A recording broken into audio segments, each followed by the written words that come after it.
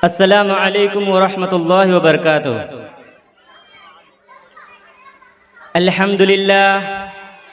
अल्हम्दुलिल्लाहि रब्बिल आलमीन वस्सलातु वस्सलामु अला सय्यदिल मुरसलीन व अला आलिहि व सहबिहि अजमाइन। अम्मा बाद, क़ाल अल्लाहु तआला अऊज़ु बिल्लाहि मिनश शैतानिर रजीम, बिस्मिल्लाहिर्रहमानिर्रहीम। वस्तईनु बिस्सब्रि वस्सलाह व इन्नहा लकबीरतुन इल्ला अलल खाशिईन। सदर अंजुमन व हकम साहबान और मेरे दोस्तों, आज के इस सालाना मुसाबिका अंजुमन में मैं जिस तकरीर पर लफ्ज़ कुसाही करना चाहता हूँ वह है नमाज की अहमियत।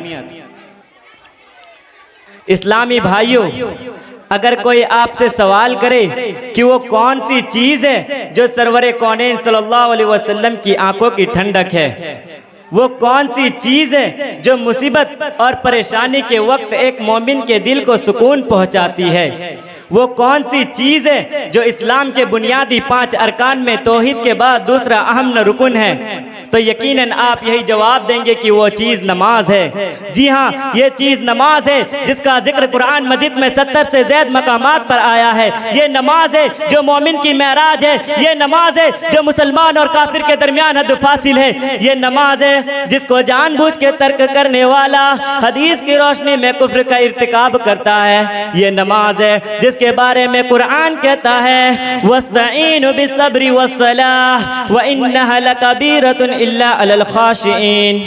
सब्र और नमाज से अल्लाह की मदद हासिल करो। ये नमाज ही है जिसके बारे में सरवरे कौनैन सल्लल्लाहु अलैहि वसल्लम का इरशाद है बैनर रजूली व बैनश शिर्की वल कुफ्री तर्कुस सलाह। आदमी और शिर्क व कुफ्र के दरमियान फर्क करने वाली चीज नमाज है। ये नमाज ही है जिसके बारे में अम्मा आयशा रज़ियल्लाहु अन्हा फरमाती है इदा हदबहु अमरुन सल्लल्लाहु, यानी रसूल सल्लल्लाहु अलैहि वसल्लम को जब भी कोई परेशानी लाहक होती तो आप नमाज में मशगूल हो जाते थे।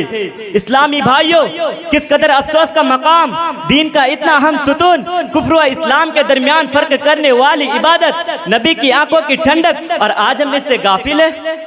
अपने आप को मुसलमान कहने के बावजूद हम नमाज से दूर है, जबकि रसूल अकरम सल्लल्लाहु अलैहि वसल्लम के ज़माने में मुनाफिकीन को भी नमाज पढ़नी पड़ती थी। हालांकि इन मुनाफिकीन का अंजाम कुरान मजीद में काफिरों से बदतर बतलाया गया है, मगर इन मुनाफिकीन के बारे में कुरान कहता है व इज़ा क़ामू इला सलाति क़ामू कुसला।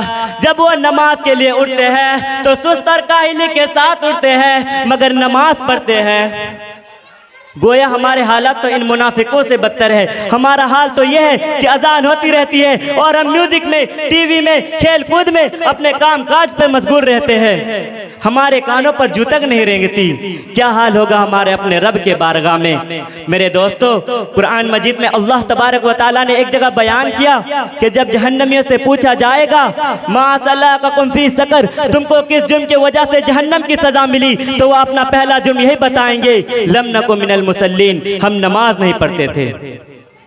मेरे भाइयों, अल्लाह के वास्ते नमाज की पाबंदी कीजिए। आपको मालूम होना चाहिए कि नमाज वो वाहिद इबादत है जिसके बारे में मोहसिनीन इंसानियत सल्लल्लाहु अलैहि वसल्लम ने फरमाया कि जब तुम्हारे बच्चे 7 साल के हो जाए तो उनको नमाज का हुक्म दो, और 10 साल के हो जाए और नमाज ना पढ़े तो उनको मारो।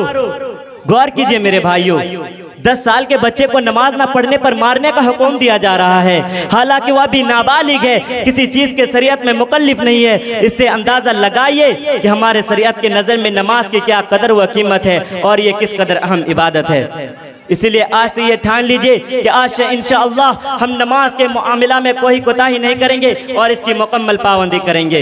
मैं यहीं से अपनी तकरीर को ख़त्म करना चाहता हूँ। आखिर में दुआ है कि अल्लाह ताला हमें इसकी अहमियत को समझने और इसकी पाबंदी की तौफीक दे। आमीन। व आखिर दुआना अनिल हम्दुलिल्लाहि रब्बिल आलमीन। अस्सलामु अलैकुम व रहमतुल्लाहि व बरकातुहू।